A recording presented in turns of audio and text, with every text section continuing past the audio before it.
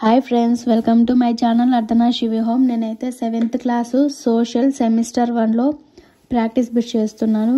First lesson వచ్చేసి విశ్వం మరియు భూమి. ఇందుకు సంబంధించినటువంటి ప్రాక్టీస్ బిట్స్ ఆల్రెడీ చేశాను, బట్ అంటే పైన టెక్స్ట్ బుక్ అలాగ చదివేసి చేశాను. కానీ ఇప్పుడు మాత్రం క్లియర్గా చదివి చేస్తున్నాను. చూద్దాం. అంటే ఇప్పుడు కొన్ని రాంగ్ అయినాయి ముందు చేసినప్పుడు, ఇప్పుడు చేస్తున్నాను మళ్ళీ. విశ్వం అనే పదం యూనివర్సం అనే ఏ భాషా పదం నుంచి వచ్చింది? విశ్వం అనే పదము యూనివర్సం అనే లాటిన్ భాషా పదం నుండి వచ్చింది. లాటిన్ భాషా పదం నుండి యూనివర్సం అనే పదం వచ్చింది. యూనివర్సం అంటే ఏంటంటే మీనింగ్ మొత్తం పదార్థము లేదా మరియు అంతరిక్షం, మొత్తం అంతరిక్షం అని అర్థం అన్నమాట యూనివర్సం అనే పదానికి అర్థం. నెక్స్ట్ వచ్చేసి క్రింది వాటిలో గెలీలియో గురించి సరైన వాక్యాలను గుర్తించండి. క్రింది వాటిలో గెలీలియో గురించి సరైన వాక్యాలను ఇలా అడుగుతాడనమాట. మనం అంతా లెసన్ మాత్రం బాగా చదివితేనే ఇవి చేయగలం అన్నమాట. ఇప్పుడు 3 సెంటెన్సెస్ ఇచ్చారు, 3 సెంటెన్సెస్ ఏబిసి అని. వీటిలో ఏది సరైనది, ఏది సరికానిది అని అడగచ్చు. ఇప్పుడు వచ్చేసి సరైన వాక్యాలు అని అడిగాడు. సరైన వాక్యాలు ఏంటో చూద్దాం. గెలీలియో ఒక ఖగోళ శాస్త్రవేత్త, ఇది సరైనది అనమాట. గెలీలియో అనే ఆయన ఒక ఖగోళ శాస్త్రవేత్త అనమాట. గెలీలియో గ్రీకు ఖగోళ శాస్త్రవేత్త, ఇది రాంగ్. గెలీలియో అనే ఆయన ఏ శాస్త్రవేత్త అంటే ఇటాలియన్ శాస్త్రవేత్త అనమాట. కాబట్టి ఇది రాంగ్ అవుతుంది. అప్పుడు ఇది రాంగ్ అవుతుంది. అంటే సరైన వాక్యాలు అడిగాడు కాబట్టి మనం దీన్ని తీసేయచ్చు. గెలీలియో టెలిస్కోప్ అనే పరికరాన్ని తయారు చేశాడు. ఎస్, ఇది కరెక్ట్ ఆన్సర్. గెలీలియో టెలిస్కోప్ పరికరాన్ని తయారు చేశాడు. సో దీనికి ఆన్సర్ వచ్చేసి ఏసీ మాత్రమే సరైన ఆన్సర్స్. ఏసీ మాత్రమే. నెక్స్ట్ వచ్చేసి విశ్వాన్ని అధ్యయనం చేసే ఖగోళ శాస్త్రాన్ని రష్యను ఆంగ్ల భాషలో ఏమని పిలుస్తారు? విశ్వాన్ని అధ్యయనం చేసే ఖగోళ శాస్త్రాన్ని రష్యన్ భాషలో ఏమంటారంటే కాస్మాలజీ అని అంటారు. ఆంగ్ల భాషలో ఏమంటారంటే ఆస్ట్రానమీ అని అంటారు. సో దీనికి ఆన్సర్ వచ్చేసి fourth one is the correct answer. Next వచ్చేసి క్రింది వాటిలో మానవ నిర్మిత అంశం కాని దానిని గుర్తించండి. క్రింది వాటిలో మానవ నిర్మిత అంశం ఏంటి? కానిది. మానవ నిర్మిత అంశము ఏంటి అని అడగచ్చు. మానవ నిర్మిత అంశం కాని దానిని గుర్తించండి అని అడగచ్చు. ఇలాంటి ఎగ్జామ్స్కి ఇలాంటి క్వశ్చన్స్ అడుగుతారు. కానివేవి, అయినవేవి, కరెక్ట్ సరైన వాక్యాలు, సరికాని వాక్యాలు ఇలా అడుగుతున్నారు అనమాట. మనం క్వశ్చన్ బాగా చదివి ఆన్సర్ పెట్టాలి. First one. ఇప్పుడు ఫోర్త్ క్వశ్చన్ ఏంటంటే క్రింది వాటిలో మానవ నిర్మిత అంశం కాని దానిని గుర్తించండి. ఏంటంటే ఫస్ట్ ఆప్షన్స్ ఇచ్చారు: ఉద్యానవనాలు, స్మారక నిర్మాణాలు, వృక్షాలు, రహదారులు.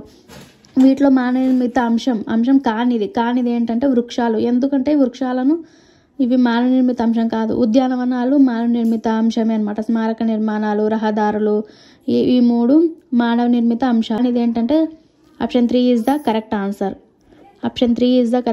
వృక్షాలు కాదు. క్రింది వాటిలో సరైన జతను గుర్తించండి. భూకేంద్రక సిద్ధాంతం ఎవరు ప్రతిపాదించారు? భూకేంద్రక సిద్ధాంతం అంటే టాలమీ ఏ దేశానికి చెందిన వ్యక్తి అంటే ఈజిప్ట్ దేశానికి చెందిన వ్యక్తి. ఈజిప్ట్ దేశానికి చెందిన వ్యక్తి. సూర్యకేంద్రక సిద్ధాంతం ఎవరు? ఇమ్మాన్యుయల్ కాంట్ కాదు. సూర్యకేంద్రక సిద్ధాంతం ఎవరంటే నికోలస్ కోపర్నికస్. ఈయన ఏ దేశానికి చెందిన అంటే పోలిష్కి సంబంధించిన వ్యక్తి అన్నమాట. నిహారిక పరికల్పన సిద్ధాంతం, నిహారిక పరికల్పన సిద్ధాంతాన్ని ఏమని పిలుస్తారంటే నెబ్యులర్ సిద్ధాంతం అని కూడా అంటారు. నిహారిక పరికల్పన సిద్ధాంతాన్ని ప్రతిపాదించిందంటే ఎవరంటే ఇమ్మాన్యుయల్ కాంట్. సో ఇది రాంగే వస్తుంది మనకి. నెక్స్ట్ వచ్చేసి బిగ్ బ్యాంగ్ సిద్ధాంతం అంటే మహాప్రస్ఫోటన సిద్ధాంతం. ఈ సిద్ధాంతాన్ని ఎవరు ప్రతిపాదించారంటే జార్జిస్ లెమెటర్. ఈయన బెల్జియం దేశానికి చెందినవాడు. సో దీనికి కూడా ఇది రాంగ్ ఆన్సర్. ఇక్కడ ఏంటి సరైన జతను అడిగాడు కాబట్టి భూకేంద్రక సిద్ధాంతము Ptolemy is the correct answer. Next వచ్చేసి క్రింది వాటిలో కాంతి సంవత్సరం గురించి సరైన వాక్యాలను గుర్తించండి. కాంతి సంవత్సరం అని అడిగారు. ఏబిసి అనే సెంటెన్సెస్ ఇచ్చారు. ఏలో కాంతి సంవత్సరం అనే దూరాన్ని కొలిచే ఒక ప్రమాణం ఇస్ ద కరెక్ట్ ఆన్సర్.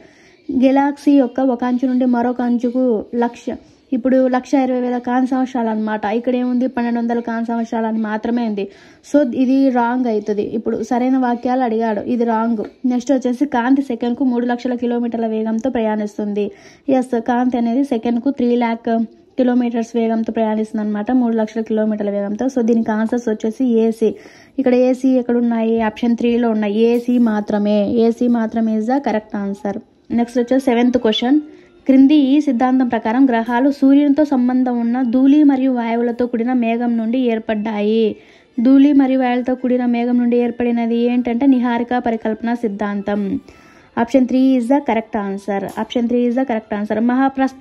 మహావిస్ఫోటన సిద్ధాంతం ఏంటంటే ఇది బిగ్ బ్యాంగ్ థియరీ అనమాట. జార్జిస్ లెమేటర్ బెల్జియం దేశానికి చెందిన వ్యక్తి. సూర్యకేంద్రక సిద్ధాంతం ఇది వచ్చేసి భూకేంద్రక సిద్ధాంతము. ఇప్పుడు నిహారిక పరికల్పన సిద్ధాంతం is the correct answer. Option 3 is the correct answer. Next వచ్చేసి 8th క్వశ్చన్, క్రింది వాటిలో సరైన జతలను గుర్తించండి. క్రింది వాటిలో సరైన జతలు. ప్రపంచ పర్యావరణ దినోత్సవం ఎప్పుడు? ప్రపంచ పర్యావరణ దినోత్సవం June 5 is the correct answer. ప్రపంచ ధరిత్రీ దినోత్సవం April 22.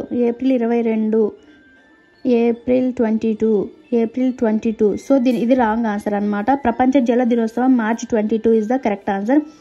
ప్రపంచ ఓజోన్ దినోత్సవం September 16 is the correct answer. So దీనికి ఆన్సర్స్ ఏంటంటే ACD is the correct answers. ACD is the correct answers అనమాట.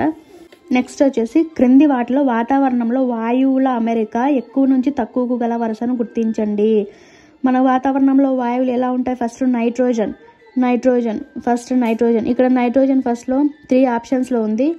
నెక్స్ట్ వచ్చేసి ఆక్సిజన్ ఎక్కడుంది? 4th ఆప్షన్లో ఉంది. 4th ఆప్షన్లో nitrogen, oxygen, organ and carbon dioxide. 4 is the correct answer.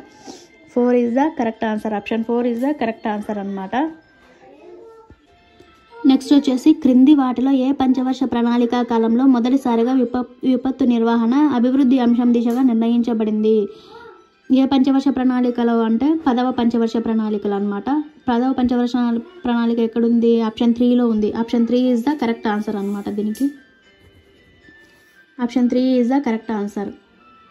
ఈ video మీకు నచ్చినట్లయితే లైక్ చేయండి, షేర్ చేయండి, సబ్స్క్రైబ్ చేసుకోండి. Thank you.